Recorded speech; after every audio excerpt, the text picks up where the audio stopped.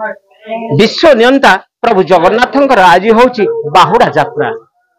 जन्म बेदीर लीला सारिबा परे बाहुड़े कर्म क्षेत्र को एवं मां को गुंडीचा मांकर मेलाणी नहीं बाहुड़े श्री गुंडीचा जात्रा। एथिपाई प्रस्तुत होईची समस्त बंदोबस्त एवं बाहुड़ा यात्रा पाई प्रस्तुत होईचंती विभिन्न प्रकार रंगर। वर्तमान देखंतु जगन्नाथ को लागू हवा पाई एक टाहिया प्रस्तुत होईची। टाहिया पाई विभिन्न रकमर फूल पाखापाखि जदि आमे कहिबा 10 रु 15 प्रकार विभिन्न रंगर फूल रही।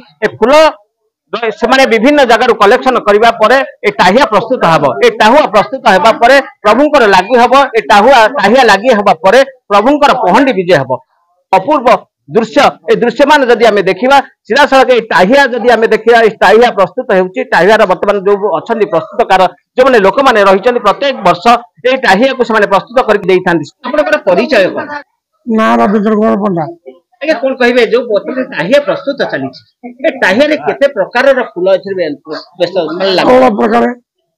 अच्छा विभिन्न रंगर आमे देखु फूल रहिछि। फूल संग्रह करिया पई आपण एकुटिया निजे संग्रह करंती ना काहा काहू नै संग्रह? मु एकुटिया कर आ पप्पा लागू आ 4-5 जण गणी करबी। अच्छा जे फूल प्रस्तुत करिया पई आपण केते समय लागे? 2 दिन। 2 दिन भीतर आपण प्रस्तुत करंती फूल? तुलसी फूल संग्रह करे माने 2 दिन लागि जाय। अच्छा ये प्रभुंकर टाहिया निर्माण रे केते समय टाहियाटा तयारी करिया पई प्रभुंकर केते समय लागे? आ तो 6 घंटा लागियो। टाहिया लागि सारिबा परे ठाकुर पहंडी विजय हो। ए जो टाहिया लागिबा ठाकुर पहंडी विजय ए जो परंपरा कोन परंपरा रही? एटा रजांकर मंगल भाई रजार जगन्नाथ 3-5 रु टाहिया लागियो। रजांकर मंगल भाई ए केवल ए मंगल हवा पई गोट परंपरा रही ना अन्य कोन परंपरा रही?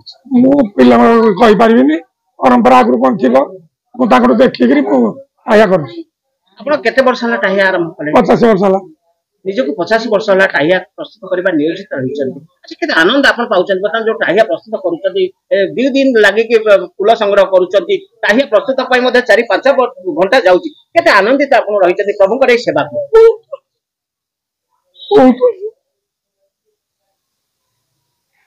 बहुत।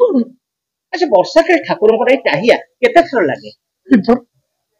के को बारे बाहुड़ा गुंडीचा सीधा सख प्रतिक्रिया रखुचंती एवं आखि मध्ये छल छल भाव विह्वल हे पडुचंती। टाहिया प्रस्तुत करिबारे 45 वर्ष निजको नियोजित करिचंती एवं ठाकुरंकर ए जो मनमोह टाहिया निर्माण करिबा पई पूरा 2 दिन लागि से माने फूल संग्रह करिया परे पुनी 5 रु 6 घंटा ए टाहिया पई प्रस्तुत करिया पई समय देइथांती। मजा ए कहियो पई पूरा आखि छल छल हे पूरा भाव विह्वल। ये होची प्रभुंकर सेवा रे निजको नियोजित करिचंती।